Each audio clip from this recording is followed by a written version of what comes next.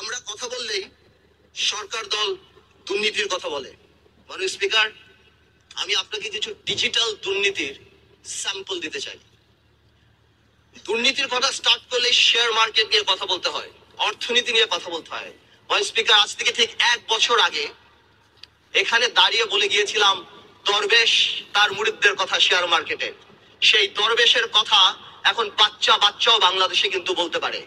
সেই দরবেশের বিচার হয়নি মাননীয় স্পিকার। এছাড়া আরো যত মুরিদ ছিল কারোই বিচার হয়নি। মাননীয় স্পিকার, গতবার তো বলে গিয়েছিলাম শেয়ার মার্কেটে জড়িত কারা ছিল।